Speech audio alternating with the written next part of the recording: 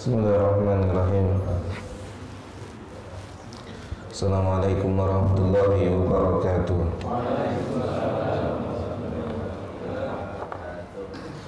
Alhamdulillah, wassalatu wassalamu ala rasulillah wa ala alihi wa ashabihi wa man walah, amma ba'd. Qala mu'allif hafizahullah ta'ala, berkata penulis, semoga Allah ta'ala menjaganya. Pembatal keislaman yang keempat, orang yang meyakini bahwa ada petunjuk yang lebih baik atau lebih sempurna dari petunjuk Nabi SAW, atau hukum yang lain lebih baik dari hukum beliau, seperti orang-orang yang mengutamakan hukum para taghut di atas hukum Rasulullah SAW, mengutamakan hukum atau perundang-undangan manusia di atas hukum Islam, maka dia kafir. Kalau kemarin dengar ya sidangnya Aman Abdurrahman ya, itu sangat disayangkan sekali oleh para hampir semua asatidzah. Sidangnya di sidang terbuka, soalnya nanti membuat syubhat dan membuat orang-orang rancu nanti. Ya, dengar nggak Pak sidangnya? Sebagiannya dengar ya. Dia bilang negeri ini negeri kafir, dia berasaskan togut dan seterusnya. Itu kalau di Saudi Arabia udah mati dia dari dulu, sudah dipenggal dari dulu. Ya, ala kulli hal, apapun yang terjadi hukumannya mati kan buat dia. Tapi itu sudah lama ya Pak ya, seharusnya dia puluhan tahun yang lalu dia matinya gitu. Sekarang sudah apa namanya, sudah merajalela, otaknya udah di mana-mana. Orangnya mati, otaknya udah di mana-mana, tapi telat gitu, telat menghukum matinya, agak telat. Seharusnya ketika diberikan peringatan sama para dai, ustadz, hati-hati dengan Aman Abdurrahman, gembongnya Khawarij di negeri ini. Kemudian ketika beliau sudah mulai mengkafirkan negeri ini dan orang per orang, maka di situ seharusnya sudah mulai khawatir. Tapi ala kulli hal, apapun yang terjadi, semoga Allah Ta'ala beri dia hidayah sebelum mati dia. Semoga Allah Ta'ala tidak memberikan kesamaran di tengah-tengah lingkungan kaum muslimin.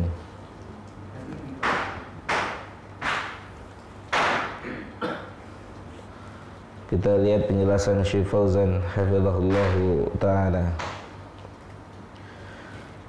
Wa hadiyu rasuli dinahu wa tariqatuhu allati yasiru alaiha fi da'watihi ila Allah ta'ala wa fi ta'limihi wa fi akhlaqihi, fa inna rasula sallallahu alaihi wasallam huwa akmalun nasi hudyan, kama qala ar-rasulu sallallahu alaihi wasallam, inna khairal kalami kalamullah wa khairul hadyi hadiyu Muhammadin sallallahu alaihi wasallam, akhrajahu Muslim. Syekh Fauzan berkata, petunjuk Nabi kita Muhammad sallallahu alaihi wasallam adalah bagian daripada agama, cara hidup beliau baik dalam berdakwah maupun mengajar maupun akhlak beliau. Dan Rasulullah SAW adalah orang yang paling sempurna petunjuknya, ya, sebagaimana dikatakan oleh beliau sallallahu alaihi wasallam, inna khairal kalami kalamullah, sebaik-baiknya kalam, sebaik-baiknya ucapan, artinya tidak ada kesalahan di dalam ucapan tersebut, tidak ada kebingungan, dan ucapannya diberikan pahala bagi yang mengucapkannya, yaitu kalamullah Al-Quranul Karim, yang satu-satunya ucapan ketika satu huruf diucapkan oleh hamba, maka hamba tersebut mendapatkan ganjaran, mendapatkan pahala, sebagaimana Nabi SAW sabdakan, di dalam satu huruf Al-Quran ya itu terdapat satu kebaikan, dan satu kebaikan dilipat gandakan 10 kebaikan. Jadi satu-satunya perkataan yang huruf per hurufnya dinilai sebagai pahala itu Al-Quran.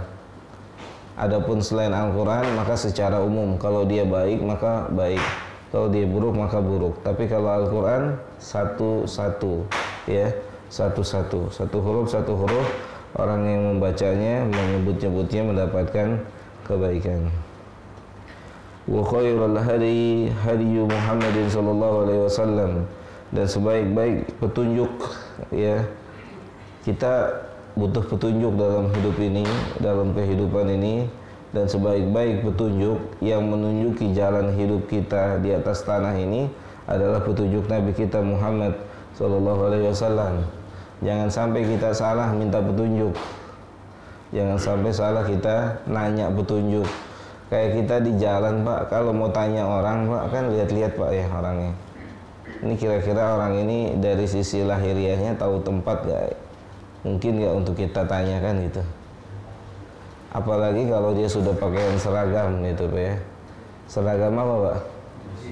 Polisi. Insya Allah kan tahu ya. Kita minggir tanya, Pak, alamat ini di mana, Pak? Gitu. Jadi jangan sampai kita salah dalam bertanya, karena terkadang orang yang ditanya juga nggak tahu tapi sok tahu, ya kan?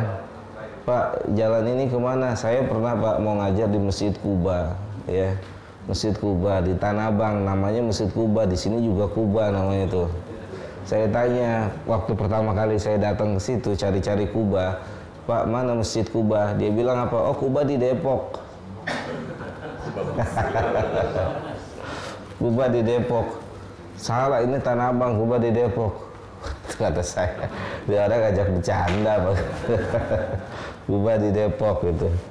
Saya bilang Kuba Depok mah gak usah dikasih tahu, saya udah tahu gitu.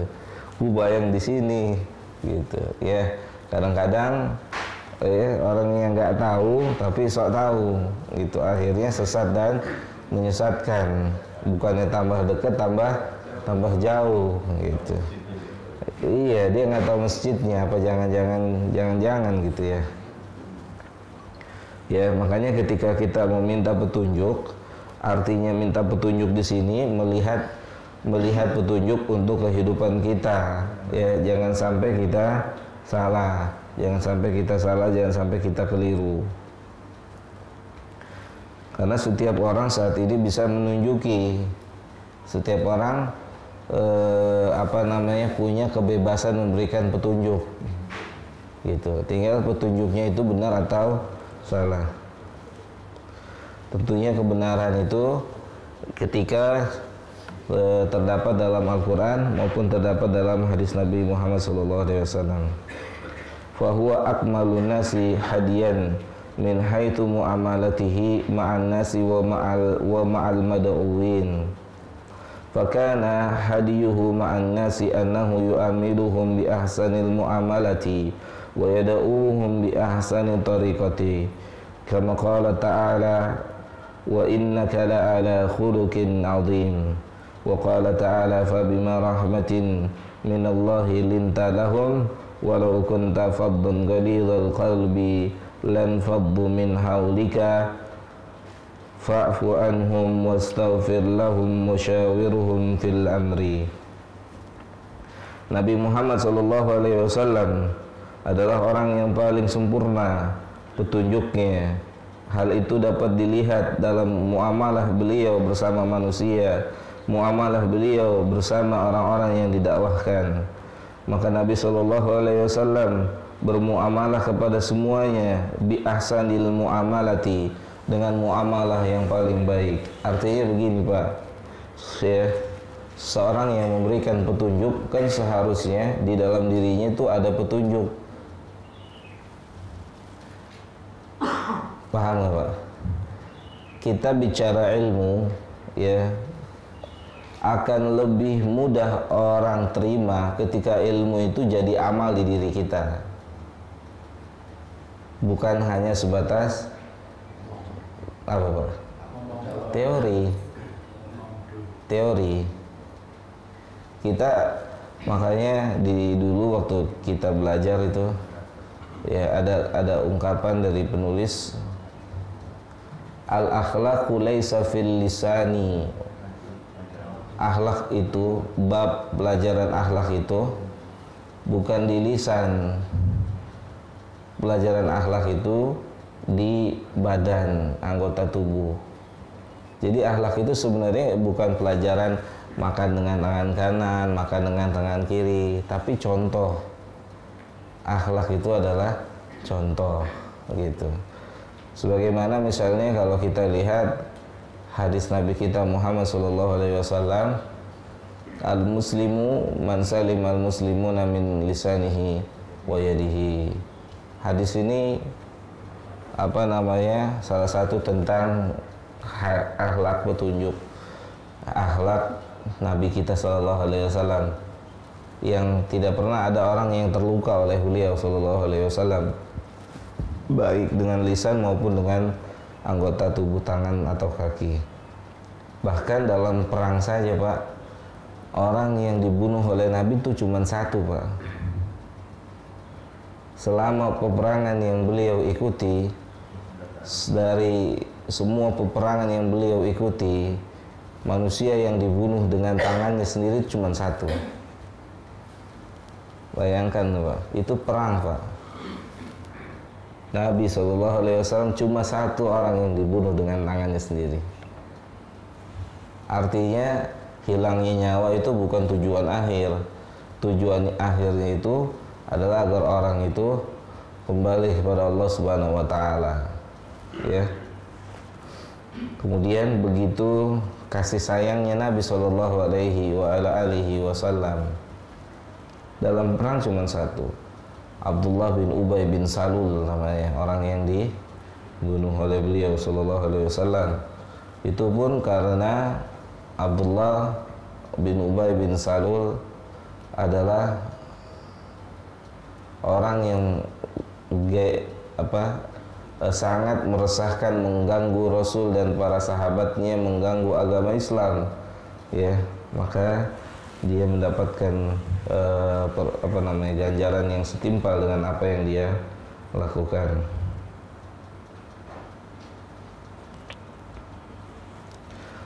Ya, bagaimana Rasul bermuamalah dengan manusia, bagaimana Rasul bermuamalah dengan orang yang didakwahkannya. Ya, artinya apa yang diucapkan oleh beliau SAW itu terdapat pada diri dari beliau. Sampai Rabbuna berkata, "Fabima rahmatin minallahi", dengan rahmat Allah Subhanahu wa taala kepada engkau, maka engkau bersikap lemah lembut kepada manusia. Kemudian Allah katakan, ini nyata, Pak, ya. Ini nyata. Walau kunta faddan ghalidhal qalbi lan faddu min haulika. Kalau dahulu engkau bersikap keras kepada mereka, ya, lan faddu min haulika, pasti mereka lari dari engkau. Pasti orang yang didakwahkannya itu lari. Gitu. Keumuman manusia kan nggak suka dikeras-kerasin. Sahih enggak, Pak?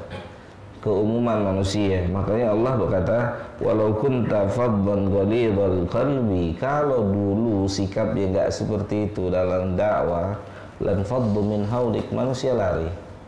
Manusia lari, ya. Bagaimana coba kita lihat sejarah, enggak ada satu keburukan yang menimpa Nabi SAW yang dibalas dengan keburukan, tuh enggak ada. Kecuali perkara keburukan masalah agama. Tapi kalau urusan pribadi beliau SAW ya ada. Ya, sampai kita tahu sendiri Nabi terluka berdarah-darah, ya kan. Kemudian juga diberi kotoran, dilempari kotoran, itu enggak terpancing, tidak tersulut emosinya Nabi SAW, gitu. Makanya salah satu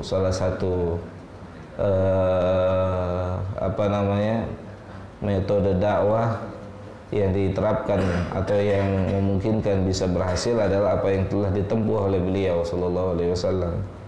Ya. Kalau kita lihat berarti kan nggak ada istilah tidak ada istilah antum jual saya beli gitu ya. Antum jual saya beli. Nggak ada istilah dari Nabi SAW. Ya, antum jual. Ya, antum jual saya beli. Bahkan orang Yahudi masuk Islam ya dengan kemuliaan akhlak beliau sallallahu alaihi wasallam ya, dilempari, diberi kotoran dan seterusnya. Tapi ketika dia sakit, Nabi yang paling pertama jenguk dia, Pak. Artinya kan berarti perbuatannya itu tidak sampai melukai hati Nabi sallallahu alaihi wasallam biasa. Memang itu resiko pendakwah, Pak, dilukai. Makanya jangan jadi pendakwah kalau nggak siap dilukai. Jadi apa, Pak? Hah? Jadi direktur aja, jadi direksi aja, jadi manajer aja. Kalau dai itu dilukai, Pak, baik fisik maupun hatinya. Itu sunatullah. Nabi kan dibilang orang gila, dibilang tukang sihir, biasa. Nggak ada yang ditanggepin oleh Nabi, nggak ada, biasa. Ada yang pukulin beliau sallallahu alaihi wasallam sampai patah giginya di Taif, biasa.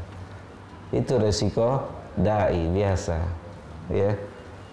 Itu susah, Mas, ya, susah, Pak. Makanya bertahap untuk bisa seperti itu. Sangat susah untuk seperti itu. Lihat, orang kencing di masjid, Pak. Orang kencing di masjid nggak diapa-apain, Pak. Ya, Pak Endang ya. Mas, kencing di masjid itu kan pelanggaran luar biasa itu, Pak. Kencing di masjid. Sampai dia kan berdoa di ujungnya, Allahumma rahamni wa Muhammadan wa la tarham ghairana ahadan. Ya Allah, rahmatilah saya dan Muhammad saja. Gitu. Rahmatilah saya dengan Muhammad sallallahu alaihi wasallam. Masya Allah, yang lain kan jazur gitu. Gitu. Itu perlu dicontoh. Kita semua bisa kayak begitu. Bisa, tapi bertahap, ya, bertahap. Kalau nggak dimulai seperti itu, nggak akan pernah bisa, Seperti ini aja, Pak. Seperti kebiasaan di masjid ini, berpuasa Senin dan Kamis, kan awalnya berat mungkin ya, Pak ya. Tapi ketika sudah dilatih biasa. Bahkan bukan cuma Senin Kamis kali ya. Puasa Daud juga kan gitu. Semua itu kan perlu latihan, Pak. Iya. Sabar itu Nabi sudah sabdakan, ya, sabar, ilmu, semua itu butuh tahapan. Tidak ada yang diperoleh secara langsung, nggak ada. Al ilmu bita'allum wal hilmu bitahallum. Kata Nabi SAW, ilmu itu diperoleh dengan belajar, dan hilmu, sikap lemah lembut, kasih sayang, itu diperoleh dengan belajar bersikap lemah lembut dan kasih sayang. Kalau tidak dipelajari, kalau tidak ditempuh, maka nggak akan pernah bisa. Gitu, tidak akan pernah bisa. Kata Allah Ta'ala, fa'fu anhum wastaghfir lahum, maafin mereka, mohonkan ampun buat mereka. Orang yang ganggu kita itu dimaafin sebelum dia minta maaf, dimohonkan ampun buat mereka, ya. Wa syawiruhum fil amri, ajak diskusi. Kenapa antum celak saya? Kenapa antum marah sama saya? Kenapa antum ganggu saya? Apa salah saya? Gitu, Pak. Ya, bukan dia lempar sendal, kita lempar batu gitu. Itu, nah. Makanya dikatakan sulit sekali sunnah yang satu ini untuk dijalankan. Fahada khuluquhu sallallahu alaihi wasallam, itulah akhlaknya Nabi kita Muhammad sallallahu alaihi wasallam.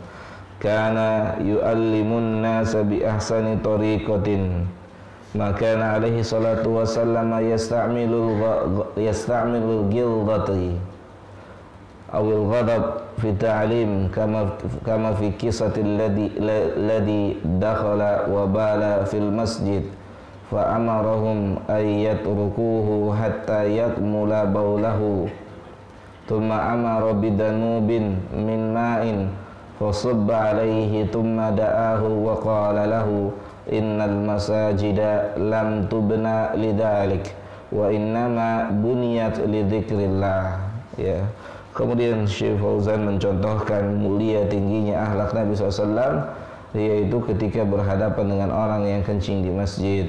Nabi berkata padanya, innal masajid, sesungguhnya masjid-masjid tidak dibangun untuk dikencingin sembarangan. Adapun masjid-masjid dibangun untuk mengingat Allah, salat dan seterusnya. Wa ghairu dzalika minal waqa'i allati yata'amalu fiha fi ta'limihi lin-nasi bi ahsani tariqatin wa akmali hadyi. Dan berbagai contoh yang lainnya yang Nabi bermuamalah kepada manusia dengan muamalah setinggi-tingginya, sebaik-baiknya. Wa min dzalika aidan makana yatahammalu min adan nas wa la yaghdab idza usiya fi haqqihi sallallahu alaihi wasallam wa kana yahlum 'alal masi amma idza intahakat maharimallah fa innahu yaghdab lillahi fa innahu ma kana yaghdab li nafsihi wa inna ma kana yaghdab lillah wa hadha syai'un thabitun anhu fi sunnatihi. Ya, kemudian Syekh Fauzan menjelaskan Nabi SAW tidak pernah marah untuk haknya dia, tetapi untuk haknya Allah maka beliau adalah orang yang paling marah. Wa kadzalika lamma ja'ahu rajulun yataqadahu dainan fa aghlaba 'ala Nabi SAW fil qawli fahamma sahaba bihi faqala sallallahu alaihi wasallam da'uhu fa inna li sahibil haqqi maqalan thumma amara sallallahu alaihi wasallam bi an yu'ta khairan mimma lahu 'ala nabi sallallahu alaihi wasallam fa a'tahu ziyadatan wa qala khairukum ahsanukum qada'an.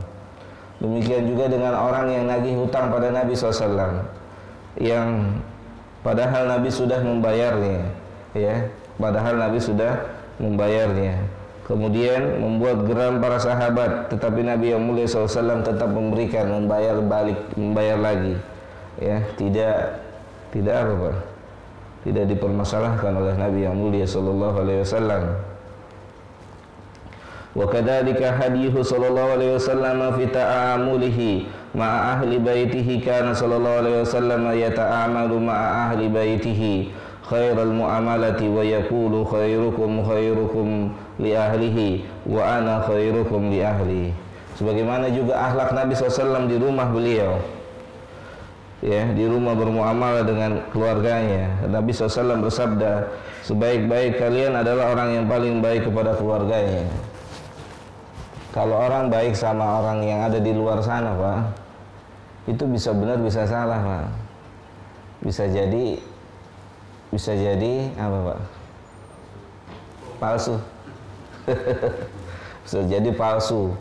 Bisa jadi jaim. Tahu jaim nggak, Pak? Jaga iman gitu. Kalau baik dengan yang di luar sana, di luar selain di rumah, bisa jadi jaim. Tapi kalau orang itu baik, sesungguhnya sebenar-benarnya baik itu di rumah, ya, di rumah bersama keluarganya, ya. Kalau dia mati pun rela dia nggak kawin-kawin istrinya. Tapi kalau suaminya nggak baik, baru iddahnya selesai cari lagi dia, insyaallah. Ya kan? Jangan-jangan dia berdoa selama ini kapan mati suami saya gitu kan. Hah? Kita punya teman, Pak. Kami merasakan baiknya orang ini, ilmu dan amal ada pada dirinya. Subhanallah. Mudah-mudahan dia ditempatkan tempat yang terbaik. Kurang lebih sudah hampir 10 tahun beliau meninggal, rahimahullah. Beberapa kali para ustadz, di antara ustadz, menawarkan diri untuk menikahi mantan istrinya, tapi sampai hari ini dia tolak semua. Mau yang ustadz yang disebut namanya kita kenal, sampai yang tidak kita kenal, ditolak semuanya, Pak. Ditolak. Dia cuma bilang saya mau sama suami saya nanti di hari kiamat. ditolak gitu semuanya. Berarti dia mau tahu saya Pak ya, kalau saya dan beberapa kawan atau semualah mahasiswa, jangankan mahasiswa, dosen juga ketika sebut absen nama dia fulan mana rahimahullah meninggal, kaget, semua kaget, satu mahat kaget, meninggal sakit gitu ya. Nggak sakit sih, lagi kondisinya baik-baik saja, cuman Allah punya kuasa kan buat meninggal orang nggak dalam keadaan sakit. Subhanallah, ya itu gambaran Pak. Mungkin istrinya sangat merasakan kebaikan dari suaminya yang belum tentu ketika nikah lagi dapat seperti itu, malah nyesel bisa, gitu ya. Nyesel bisa, ternyata lebih dari singa pindah ke buaya. Iya, kata Nabi SAW, wa ana khairukum li ahli, dan saya adalah orang yang paling baik kepada keluarga saya, paling baik kepada keluarga. Karena di saat di keluarga itu aslinya kita di situ tuh Pak, aslinya kita pada istri, pada anak. Alhamdulillah.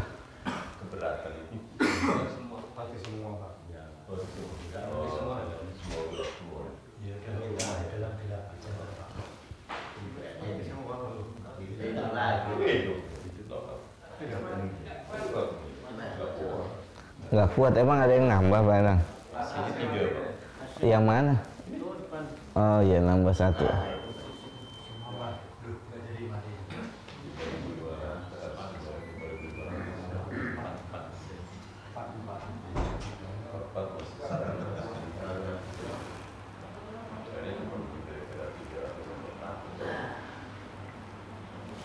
Karena dakwah bilhal, dakwah dengan praktek itu lebih banyak diterima oleh orang, sebagaimana Nabi SAW ya, sebagaimana Nabi SAW berdakwah dengan hal, dengan praktek kehidupan nyata yang membuat orang itu bertanya-tanya gitu. Allahu ta'ala ala wa alam. Wa hadha syai'un ma'rufun min siratihi fala ahad yusawi Rasul sallallahu alaihi wasallam fi hadihi fa kaifa yakunu khairan minhu. Ini adalah ma'ruf. Ma'ruf itu terkenal. Salah satu sejarahnya Nabi kita sallallahu alaihi wasallam, perjalanan hidup Nabi SAW. Bagaimana kalau hidup ini, hidupnya kayak begini, menghasilkan Islam orang lebih banyak gitu. Ada yang lebih baik dari ini kan nggak mungkin Pak. Fa kaifa yakunu khairan minhu, bagaimana ada yang lebih baik dari ini? Siapa yang lebih baik dari ini? Faman za'ama anna ahadan ahsan min Rasul sallallahu alaihi wasallam hadiyan faqad kafara al-kufr al-akbar al-mukhrij min al-millah. Siapa saja yang mengira bahwasannya dia lebih baik daripada Nabi sallallahu alaihi wasallam, mengira, menyangka dia lebih baik, thariqahnya, cara hidupnya, cara perjalanan hidupnya, tata tertib hidupnya, hukum hidupnya lebih baik dari apa yang pernah diterapkan oleh Nabi SAW, maka dia telah kufur yang dapat mengeluarkan dari Islam. Man i'taqada anna hukma ghairi Rasulullah sallallahu ahsan min hukmihi faqad kafar li'anna Rasulullah sallallahu alaihi wasallam muballighun anillah fa hukmuhu alaihi salatu wasalam hukmun sadirun min Allah kama qala ta'ala inna anzalna ilaika alkitaba bil haqqi litahkuma bainan nasi bima arakallah. Nabi SAW adalah mubalik, penyampai risalah dari Allah Ta'ala, yang hukum Nabi adalah hukum yang berasal dari Allah Ta'ala. Sebagaimana Allah Ta'ala berkata, sesungguhnya kami menurunkan kepada engkau Alkitab, Al-Quran dengan kebenaran ya, litahkuma bainan nas, untuk dijadikan sumber menghukumi manusia ya. Al-Quran turunkan oleh Allah Ta'ala. Salah satunya litahkuma bainan nas, kalau manusia punya perkara, punya urusan, maka dikembalikan kepada Al-Quran.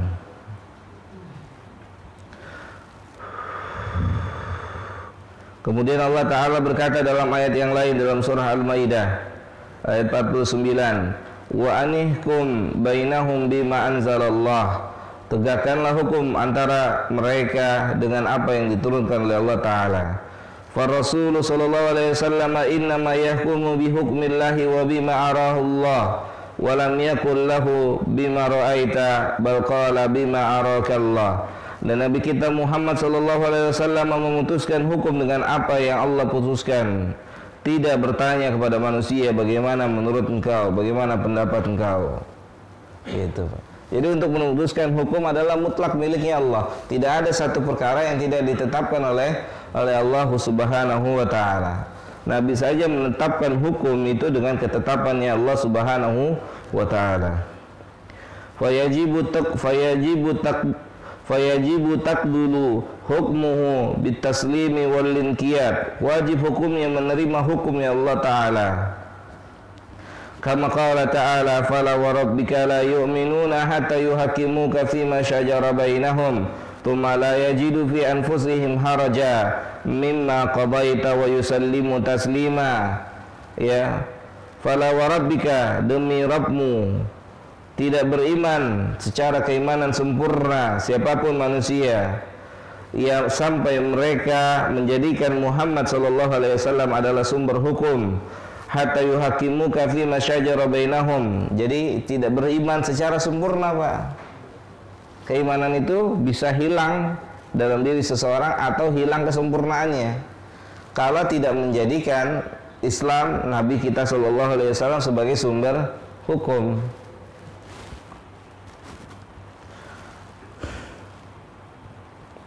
Kemudian la yajidu fi anfusihim haraja, tidak ada apa namanya dongkol di dalam hati ketika menjalankan syariat Islam, enggak ada, terima.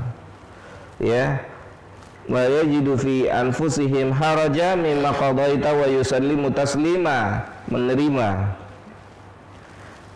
Fa huwa sallallahu alaihi wasallam yaqdi bi hukmillahi sallallahu alaihi bi hukmillahi azza wa jalla walau akhta'a fi ba'd al-ijtihadat fa inna Allah la yukirruhu 'ala al-khata' bal yubayyinu lahu as-shawab wa la yajuzu al-i'tirad 'ala al-hukmihi. Qala ta'ala wa ma kana lil mu'minin wa la mu'minatin idza qada Allahu wa rasuluhu amran ay yakuna lahumul khiyara min amrihim wa may ya'si Allaha wa rasulahu faqad dhalla dhalalan mubina. Dibawakan ayat dalam surah Al-Ahzab ayat 36. Tidak layak, tidak patut laki-laki yang beriman dan perempuan yang beriman ketika Allah Ta'ala dan Rasulnya telah memiliki satu hukum dalam satu perkara yang dihadapinya, maka ada pilihan yang lain untuknya. Nggak layak, nggak patut, Pak, nggak boleh. Seharusnya seperti itu, tidak boleh. Ya, ketetapan hukum itu dari A sampai Z itu sudah ditetapkan di dalam Al-Quran maupun di dalam hadis. Dan nggak patut, gitu, tidak layak sebagai seorang muslim punya hukum selain dari hukum yang ditetapkan oleh Allah dan Rasulnya. Tidak patut.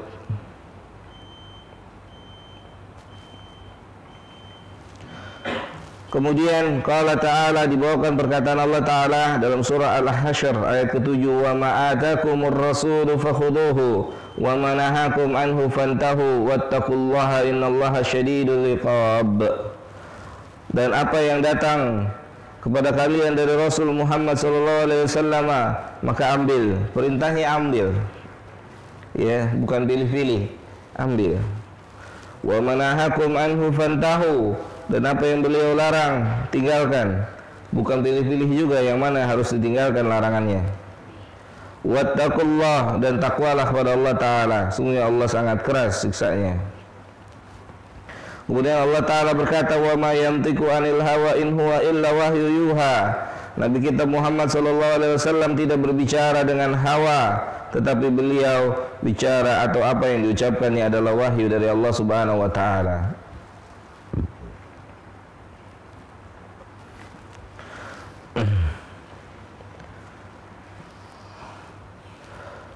Fasunnatuhu sallallahu alaihi wasallam wahyun minallah. Sunnah Nabi SAW adalah wahyu dari Allah Ta'ala. Wa sunnatu tufassirul Qur'ana wahiyal wahyu. Sunnah juga merupakan tafsir daripada Al-Quran. Wal masdarut tsani ba'dal Quran, dan sumber hukum yang kedua dari Al-Quran setelah Al-Quran. Fayajibu ihtiramuhu, wajib hukumnya dimuliakan, ka ihtiramil Quran, sebagaimana Al-Quran dimuliakan. Fayajibu qabuluha ka qabulil Quran, wajib hukumnya diterima sebagaimana diterimanya Al-Quran. Allah Ta'ala berkata dalam surah Al-Hujurat ayat pertama, Ya ayyuhalladzina amanu la tuqaddimu baina yadayillah wa rasulihi. Wahai orang-orang yang beriman, janganlah engkau mendahulukan perkataan Allah dan Rasulnya. Menetapkan hukum selain dari hukum Allah dan Rasulnya itu pada hakikatnya mendahului Allah dan Rasulnya. Wattaqullah, bertakwalah pada Allah. Innallaha sami'un alim. Sesungguhnya Allah itu maha mendengar dan maha mengetahui. Ya, dilarang kita mendahului ketetapan Allah dan ketetapan Rasul alaihi salatu wassalam. Wa yajib 'alal muslim ay yatalaqqal ahkama. Wajib hukumnya untuk setiap muslim menerima hukum-hukum min kitabillahi wa min sunnati rasulihi sallallahu alaihi wasallam, hukum-hukum yang ditetapkan dalam Al-Quran maupun dalam hadis-hadis yang sahih dari Nabi yang mulia sallallahu alaihi wasallam. Wala yahkum fi syai'in bi ra'yihi al-mujarrad anid dalil, tidak memberikan hukum, memutuskan hukum dengan kepalanya yang lepas atau tidak ada dalil, nggak ada dalil gitu di dalamnya. Au istihsanihi bal yatalaqqal ahkam min kitabillahi wa sunnati rasulih sallallahu alaihi wasallam. Juga tidak dengan prasangka baik. Ini kayaknya baik, kayaknya hukumnya kayak begini, kayaknya hukumnya begini. Bukan. Ya. Islam itu bukan dengan prasangka, Islam itu dengan dalil, Al-Qur'an dan Sunnah. Wala yajuzu lahu ay yataqaddama qawlu fulanin ala qawlillahi wa qawli rasulih sallallahu alaihi wasallam. Faman fa'ala dhalika faqad qaddama baina yadayillahi wa rasulih sallallahu alaihi wasallam. Tidak boleh bagi seseorang mendahului perkataan orang lain dari perkataan Allah dan Rasulnya. Barang siapa yang melakukan hal tersebut, maka dia telah mendahului perkataan Allah dan perkataan Rasul sallallahu alaihi wasallam. Fayajib i'tiqadu anna hukmallahi wa rasulihi huwal haqq was-shawab wa anna ma khalafahuma huwal batil. Hadhihi aqidatun ya'taqiduhal muslim. Hukum yang wajib atas setiap seorang muslim meyakini hukum Allah dan Rasulnya adalah hukum yang hak dan hukum yang benar. Adapun hukum selain dari hukum Allah dan Rasulnya adalah hukum yang batil. Wajib tuh Pak. Walaupun kita tidak berhukum dengan hukum Islam, tapi kita wajib meyakini hukum Islam yang hak, selainnya batil. Walaupun kita tidak berhukum dengan hukum Islam, tapi mau gimana lagi, kan memang sudah tidak atau belum diterapkan hukum Islam, tapi tetap di hati kita hukum Islam adalah hukum yang hak, hukum yang benar, satu-satunya hukum yang benar. Faman i'taqada anna hukmal makhluqi ahsan min hukmillah aw anna hukma ghairi rasuli ahsan min hukmihi faqad kafara wa hada min nawaqidil Islam. Siapa saja yang berkeyakinan bahwasanya hukum selain daripada hukum dan hukum Allah dan Rasulnya, yaitu hukum makhluk lebih baik daripada hukum Allah atau hukum Nabi SAW, maka dia telah keluar dari Islam, dan ini adalah salah satu pembatal keislaman seseorang. Ya. Karena bisa jadi orang yang tidak berhukum dengan hukum Allah atau orang yang berhukum dengan hukum Allah tapi berkeyakinan hukum selain dari hukum Allah itu lebih baik. Iya Pak, paham nggak Pak? Bisa jadi negara ya yang sistem peraturan undang-undangnya Al-Quran dan Sunnah, bisa jadi warganya meyakini hukumnya itu tidak lebih baik, masih lebih baik hukum manusia. Wa man za'ama anna al-waqta qad taghayyara wa anna hukmal kitab wa sunnati kana fi zamanin qad mada wa anna al-hala fil waqtil hadiri yaqtadi an yu'ta bi hukmin yunasibul waqtu al-hadir kama yaqulun fa hadhihi riddatun an dinil Islam. Siapa yang mengira, mengilmui, meyakini telah berubahnya zaman, kemudian menetapkan meyakini hukum Al-Quran dan hukum Sunnah Nabi SAW cocok pada zaman terdahulu, adapun pada zaman hari ini tidak cocok, dengan penuh keyakinan, maka hal ini adalah dapat mengeluarkan pelakunya dari Islam. Falladhi yara anna hukma syari'ata la yunasibul amal bihi fi hadzal waqt. Siapa yang berpendapat bahwasanya hukum syariat tidak sesuai dengan zaman hari ini, wa inna ma yu'ta bi ahkamin wa anzimatin tunasibul waqt bi za'mihim. Dengan prasangkanya dia menetapkan hukum yang baru, peraturan yang baru, karena menganggap hukum peraturan yang ditetapkan oleh Allah dan Rasulnya tidak sesuai dengan zaman. Allah lebih tahu maslahat dan mudarat buat makhluknya, Allah lebih tahu. Lianna syari'ata salihatun likulli zamanin wa makanin ila an taquma sa'ah. Ya, karena syariat itu ditetapkan untuk dijalankan sampai hari kiamat, Pak. Ditetapkan untuk sampai hari kiamat. Allah menetapkan peraturan perundang-undangan sampai selesainya perkara ini, Pak. Kehidupan kita. Jadi tidak ada kadaluarsanya, nggak ada. Sampai kapan dia kadaluarsa? Nggak ada. Tidak ada. Ya. Tidak ada kadaluarsanya. Fayajib ayya'takida hada fa in kana lam yatabayyan lahu salahiyatuha fahada min naqsihi huwa wa min naqsi idrakihi la min naqsi syariah. Walaupun belum diketahui hikmah dari peraturan ketetapan yang ditetapkan oleh Allah Ta'ala, itu bukan karena syariat belum kasih tahu, tapi dia yang belum berilmu. Mafhum ya?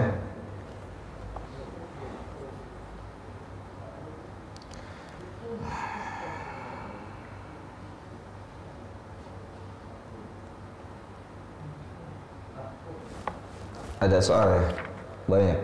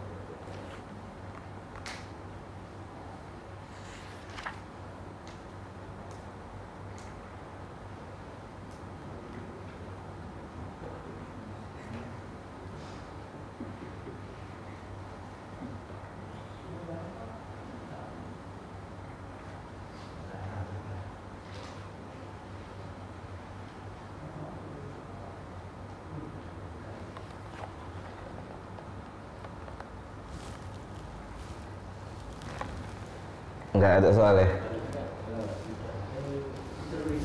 Oh, nulis dulu, ya. Oh, iya. Iya, terus Pak. Oke. Puasa Daud itu minimal berapa lama? Nanti tanya satu lama, Pak. Ini yang pertama, puasa Daud itu minimal berapa lama? Bulan kah, 3 bulan kah, masih nggak gitu? Ya itu. Yang kedua, kalau sedang makan minum dengan daging bagaimana? Itu Pak dua ya Pak. Dua Pak, saya mungkin juga bisa kiri. Puasa Daud sampai kapan? Sampai sanggupnya. Sesanggupnya sampai kapan? Ya. Gak ada batasan. Kalau sanggupnya seumur hidup, seumur hidup. Gak ada minimalnya, Pak. Dia artinya gini, Pak. Kalau dia sanggup seterusnya puasa Daud. Mau seminggu ya tafadhol seminggu. Artinya dalam waktu seminggu dia puasa Daud gitu. Setelah itu enggak lagi. Iya, enggak ada batasannya. Puasa itu amal yang luar biasa, Pak. Ganjarannya kalau semua amal diberitahu jumlahnya 10 sampai 700 kali lipat. Tapi kalau puasa ana ajzi'u bihi, saya akan balas nanti. Jadi jumlah besarnya ganjaran puasa itu Allah yang tahu, karena Dia yang akan beri nanti. Gitu. Kalau bisa kita sering-sering berpuasa, puasa sunnah maksudnya. Dan puasa juga merupakan salah satu syafaat untuk para pelakunya. Sebagaimana Nabi sabdakan, Al-Quran wasiyam yashfa'ani li sahibihima. Al-Quran dan puasa adalah pemberi syafaat untuk para pelakunya nanti di hari kiamat. Al-Quran dan siam, puasa adalah pemberi syafaat buat para pelakunya nanti di hari kiamat. Ya, mereka akan berkata, siam berkata, mereka meninggalkan yang halal karena saya, mereka meninggalkan yang haram karena saya. Kemudian Al-Quran juga berkata, dia memanfaatkan waktunya untuk saya, pagi, siang, sore, malam, pagi, siang, sore, malam gitu.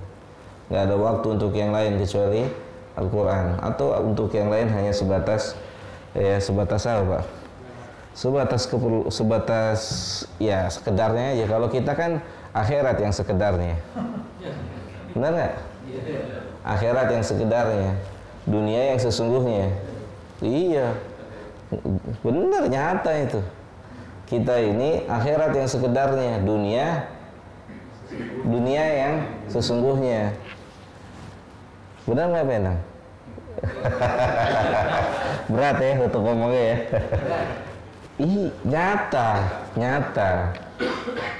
Fakta. Apa, Pak? Yang sudah pensiun ya. Ya. Dunia sesungguhnya, akhirat kumaha engke gitu kan.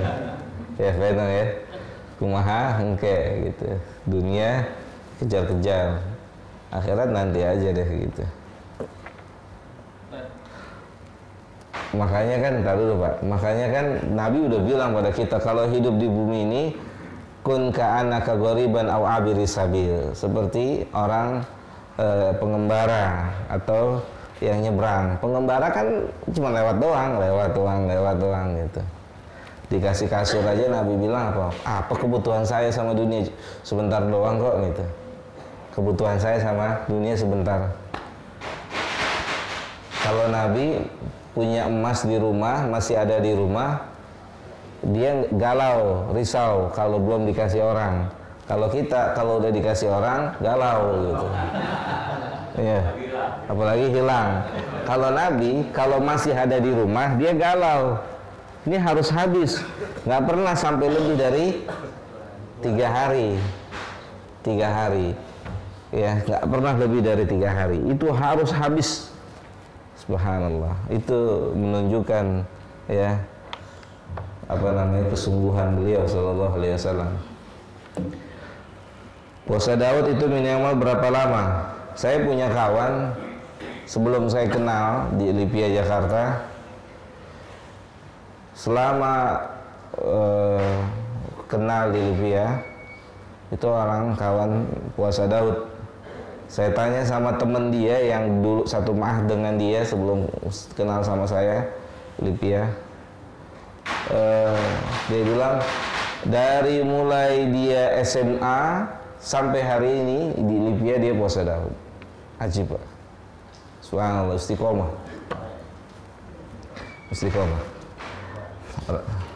Ya. Bukan cuma puasa Senin Kamis dia, Pak, puasa Daud gitu. Subhanallah. Allah jaga dia. Kalau sedang makan minum dengan tangan kiri bagaimana? Ganti. Astagfirullah, ganti. Istighfar. Ya, ganti. Pindahin.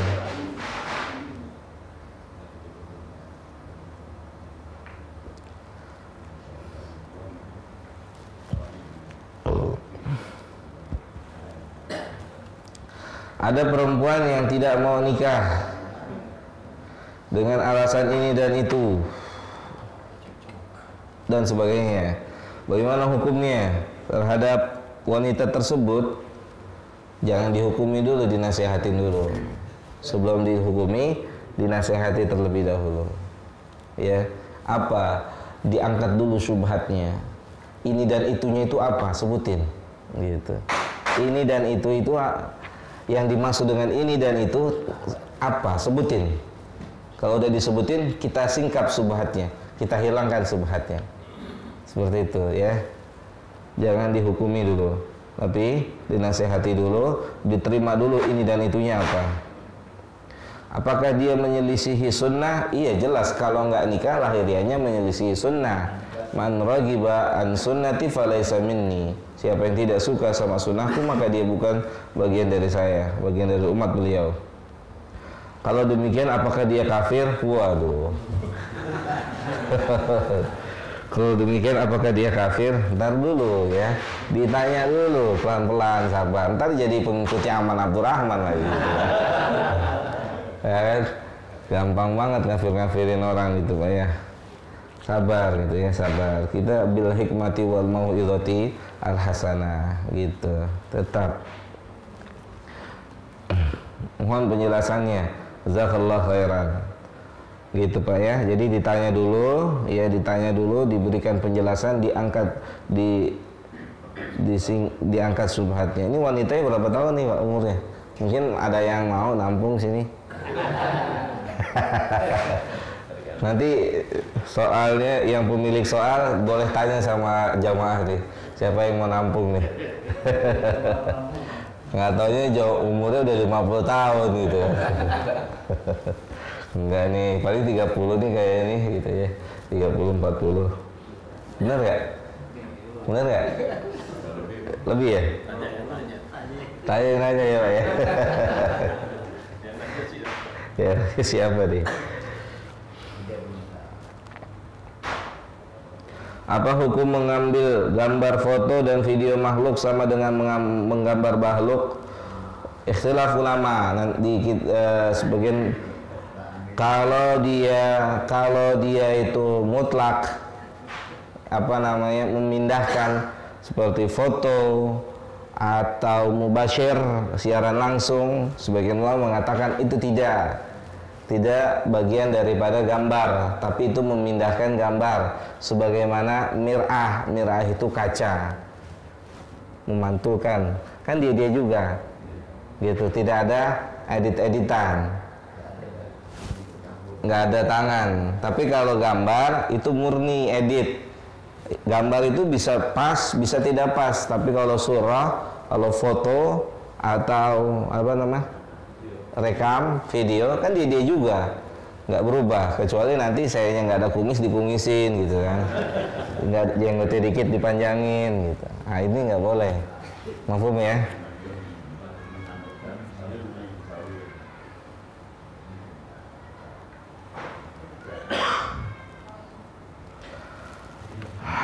Poin 4, hal-hal yang batalkan syahadatain adalah cocok dengan keyakinan kaum Khawarij Indonesia atau pemerintahnya dipegang oleh orang Islam, meskipun meyakini hukum tagut lebih cocok untuk rakyat dan umat Islam saat ini. Hukum Quran tidak cocok, bagaimana ini? Benar atau salah? Artinya negara kita memang hukumnya bukan hukum Islam. Selain hukum daripada bukan hukum Islam adalah hukum togut gitu, hukumnya hukum togut. Tetapi apakah negaranya menjadi negara togut? Kan gitu ya.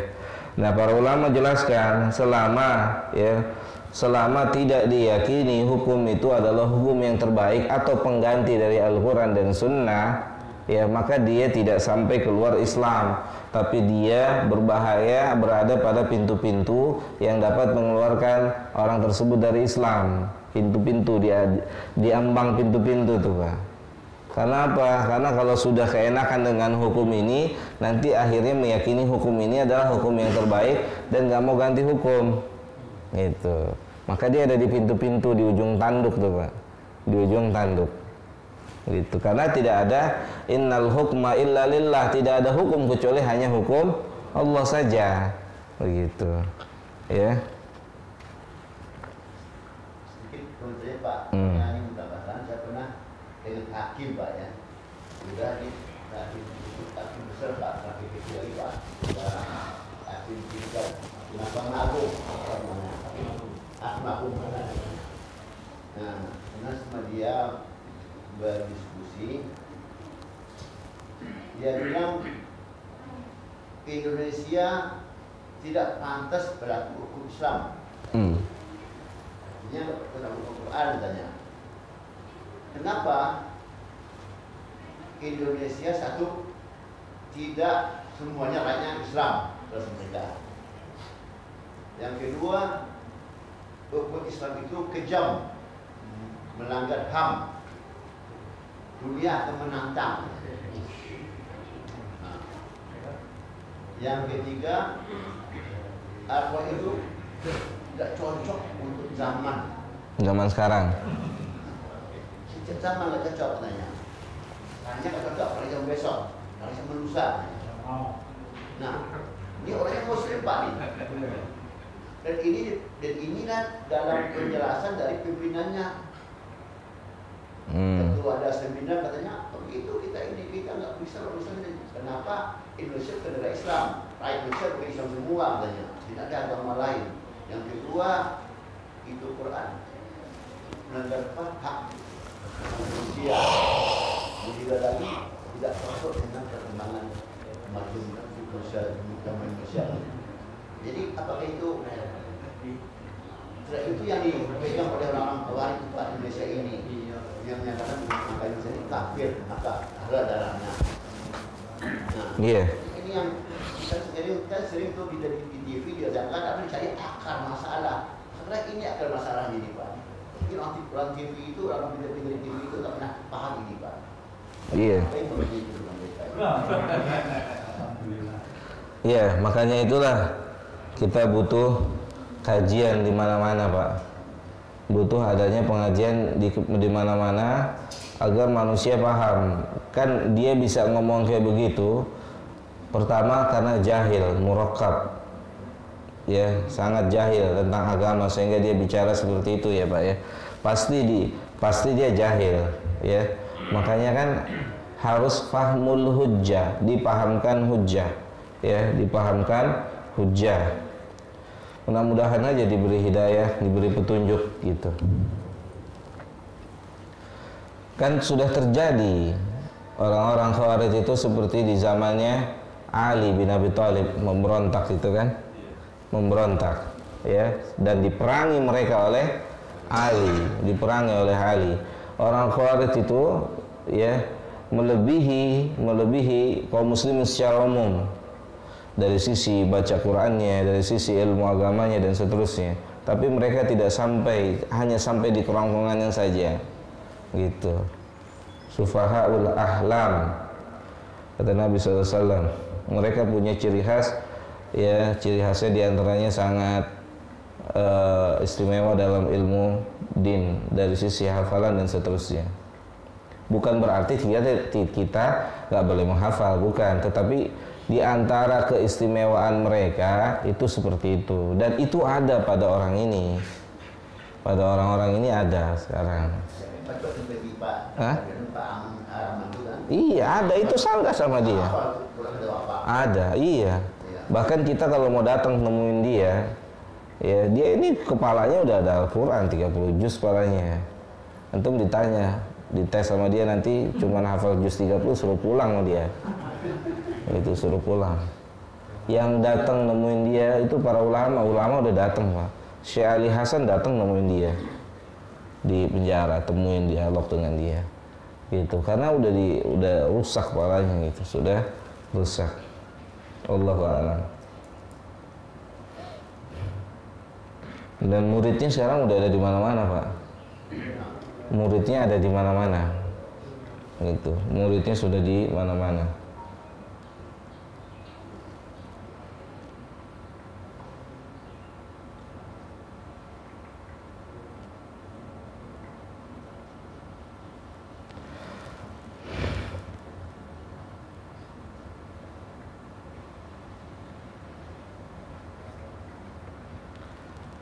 Iya.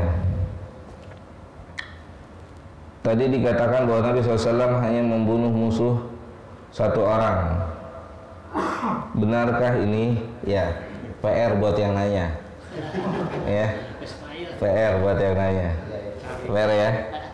Tapi tahu saya Pak, Abdullah bin Ubay itu emang orang munafik dan musuh Islam, musuh Nabi. Tapi apakah Nabi yang membunuhnya itu sebenarnya kan ini? Iya. Sebab dia kenapa? Dalam satu ayat dalam banyak sebab menuju surat apa tuh ceritanya Allah mengatakan janganlah kamu tidak mengikuti mereka yang menyalahkan mereka dan dia orang munafik itu. Nah, itu kan benar kisah itu. Waktu bapaknya meninggal, waktu udah meninggal dunia, kan datang ada Rasul, ya Rasulullah, tolong salahkan bapak saya gitu kan, Nabi mau nyalakan. Rasulullah ayat itu kan. Jadi kok bisa mungkin anaknya tahu yang membunuh bapaknya Muhammad. Lalu dia bertolong Muhammad lagi untuk lagi apa kayak ini? Cerita ini benar, mana yang benar cerita ini Pak? Cerita ini bapak itu benar gak? Cerita ini keluar itu benar gak? Itu mana yang saya ini maka kalau saya boleh saja kali insya Allah saya cari. Jadi saya sama apa mampu saya dulu untuk melakukan menghilangkan keraguan cerita di otak saya ini. Iya. Nah, ini Pak dulu.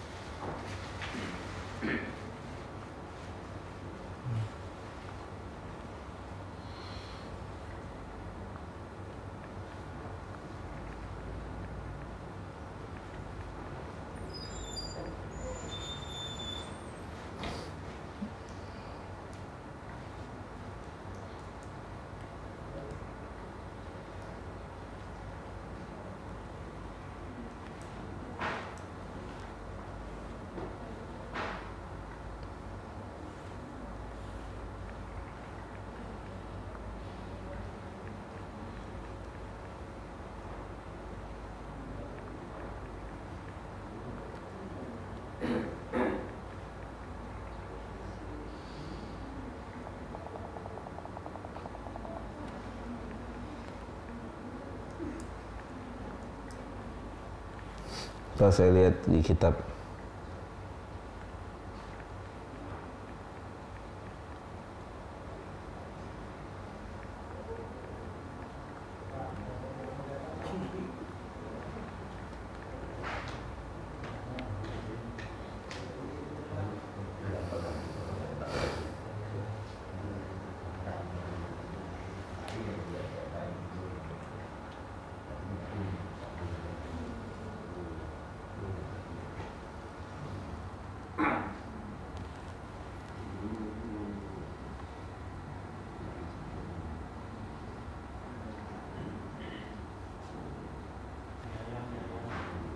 ayam.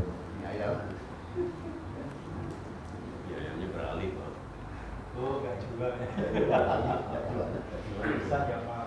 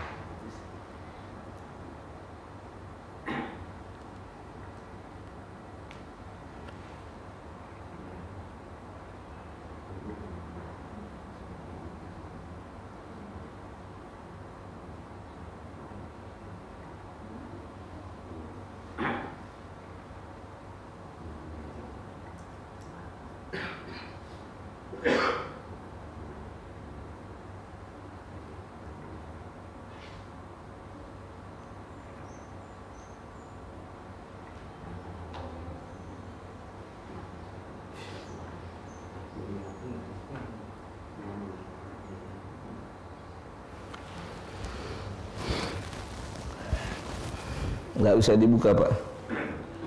Error. Oke. PR ya Pak ya. Ayo Pak. Ini penjelasan Ustadz tadi bahwa kita ini ada di persimpangan. Simpangan. Ada antara hukum tauhid dan hukum Allah, ya kan? Jadi kita harus meyakini hukum Allah. Tapi pada kenyataannya itu kita mengakui hukum tauhid. Misal pajak itu kan hukum tauhid, tapi kita bayar pajak, ya kan gitu. Berarti kita mengakui itu hukum pajak. Nah, saya mendengar Iya. teroris itu di LC itu LC itu ILC ya.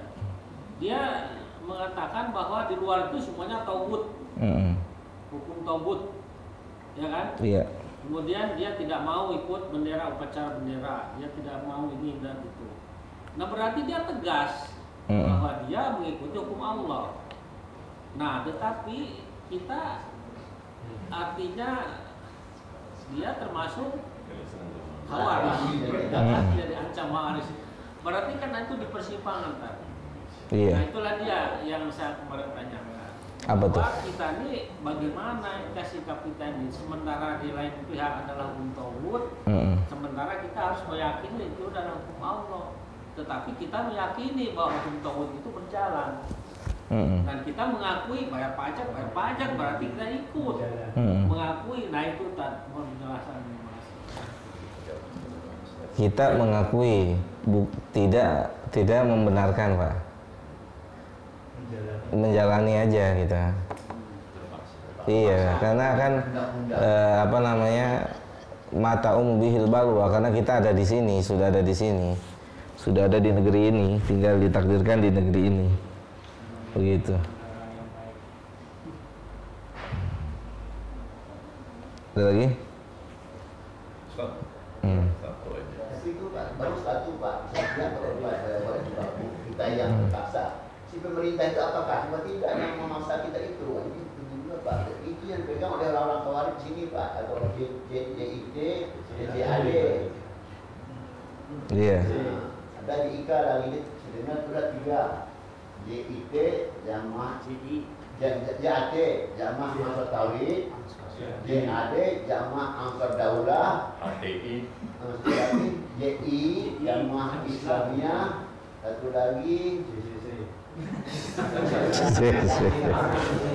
Nah, semua mereka satu Pak dalam menilai Iya Pak. dalam menilai kafirnya negara negeri ini. Iya. Nah, yaitu karena di sini hukum yang pakai hukum tauhid dan yakini itu hukum yang benar, itu hukum yang cocok, itu hukum yang sesuai. Lalu mereka coklah kafir negeri ini, cok negeri ini kafir dan juga pemimpinnya lebih dahulu kafir.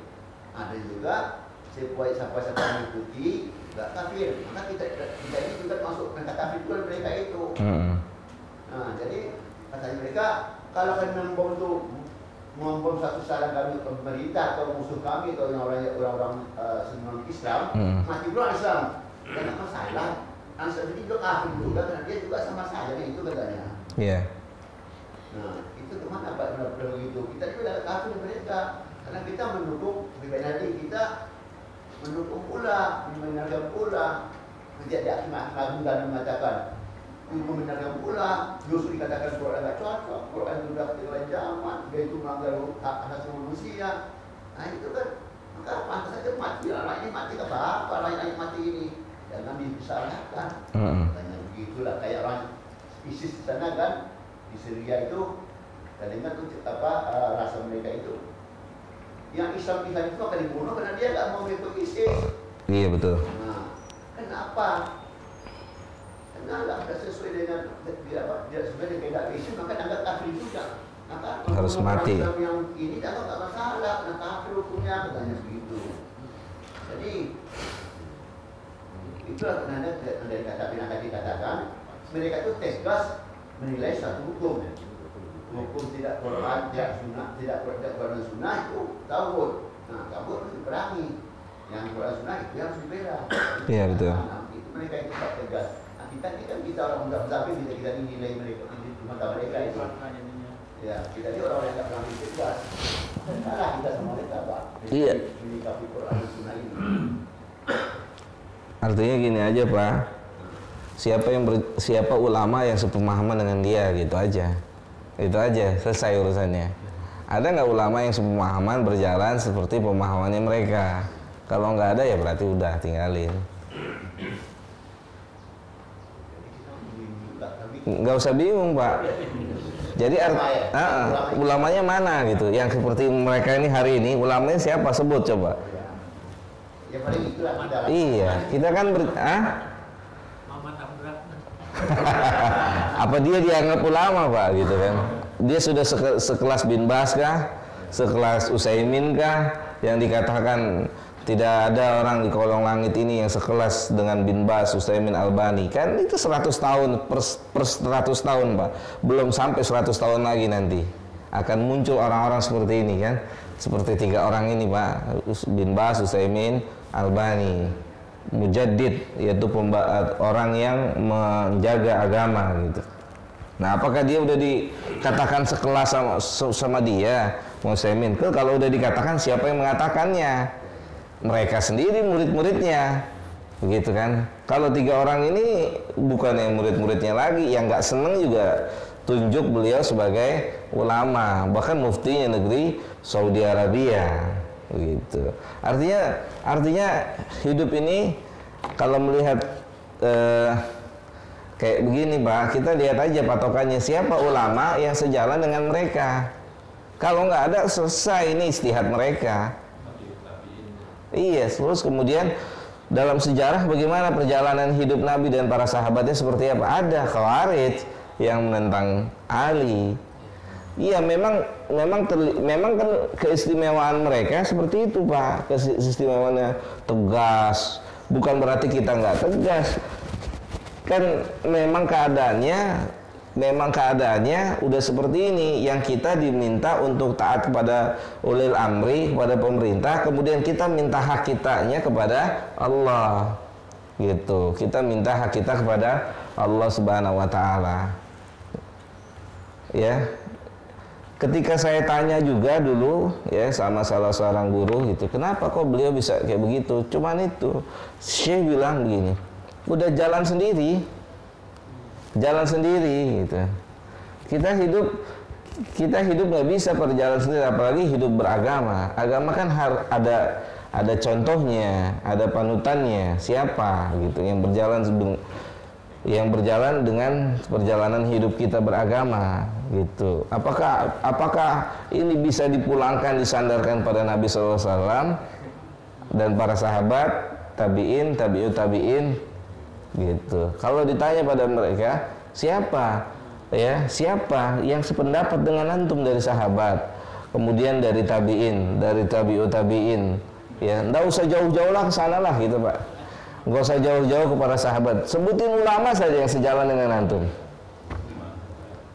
Nah, ini Pak Mujiba, jadi kita harus tahu ini Pak ya. Betul. Nah, tapi gimana masyarakat banyak tuh Pak. Nah, makanya makanya kan sangat disayangkan itu kemarin dia ngomong di depan umum, ya kan? Ngomongnya di depan umum. Nanti kan orang umum, oh iya juga, benar juga ya ucapan dia tuh, kan begitu Pak. Seharusnya terus ini aja, jangan di depan umum. Kalau depan umum orang yang nggak paham baru semangat tinggi belajar agama gitu kan. Semangat tinggi belajar agama, oh benar nih negara kita negara togut, kafir, hancurin, kan begitu Pak. Iya, ya tapi sudah terjadi kan, insyaallah. Itu yang masih kita namanya. SMA harus sekolahnya masa SMA. Saya dulu Pak bertahun-tahun duduk sama dia Pak. Beneran. Iya, yang mengenalkan saya manhaj salaf tuh dia. Di Masjid Al-Sofa. Saya dulu ngaji di situ sama beliau ini. Begitu saya udah kuliah pun masih ngaji sama dia. Tapi begitu sudah keluar ucapan kafir, saya tanya sama senior-senior yang lain, kakak saya yang udah utruk tinggalin. Bahkan beberapa kawan-kawan bikin bantahan buat beliau. Murid-muridnya juga banyak Pak di Mahat dulu Pak. Saya juga ikut situ Pak, beberapa kali saya pergi. Ya, itu Pak. Hah? Saya pernah itu mampir masjid itu Pak dulu saya dengan jadi yang memang keras Pak itu. Iya. Itu saya baru sunnah Pak, saya baru. Ketemu sama dia lagi ya. Saya kenal dia itu sama anak tahu saya. Nggak tahu ya. Tapi ngaji memang keras. Iya. Ternyata itu. Nah cuma saya untungnya 2 kali itu cuma saya kena sambil ke Depok itu saya. Nah sekarang saya udah pindah ke sini aja lagi. Udah hilang kira itu saya sekarang ini. Alhamdulillah. Tapi namun sekarang ini masih bertumbuh ini akhirnya saya dikuasai. Iya Pak, makanya kan tadi dibilang Pak, kalau dia di Saudi udah mati lama Pak, udah mati lama dia, penggalnya udah lama gitu. Ini udah bertahun-tahun. Ucapan beliau keluar itu sekitar 2003. Sekarang udah 2000 berapa Pak? 18. 2003 2004 itu dia udah mulai. Udah mulai Pak, 2003 2004 sudah mulai itu. Dia tahu Ah? pendukung Islam, jadi dia ngomong. Iya, ngomongnya bukan ngomong berdua, ngaji begini Pak. Lagi ngaji ngomongnya, kan ngeri Pak. Lagi ngaji gitu. Fulan kafir, fulan kafir, fulan kafir gitu. Lihat aja kemarin ngomongnya enak aja kan, santai kan. Waktu ditanya, kecil Pak. Orang Sunda, orangnya Pak Endang tuh. Ciamis kalau nggak salah. Tapi kalau kayak itu kan nggak ada kegiatan Pak polisi. Kalau nggak begitu. Itu naik kan gara-gara itu Pak. Nggak gitu ya. Subhanallah. Iya begitu Pak. Tapi memang kata Nabi SAW, satakhruju, pasti ada. Khawarij itu pasti ada. Pasti ada mereka itu. Dan mereka nggak terima dibilang Khawarij. Walaupun kenyataannya seperti itu. Wallahu a'lam. Cukup ya? Ya. Alhamdulillah. Besok ngaji lagi? Iya. Ahad ya. Apa temanya? Temanya apa Ustaz? Temanya Khawarij. Ya. Jangan, temanya yang umum aja. Tematik aja ya. Iya, pada asal. Subhanakallahumma bihamdika asyhadu an la ilaha illa anta astaghfiruka wa atubu ilaika. Assalamualaikum warahmatullahi wabarakatuh. Ngopinya ditunda ya?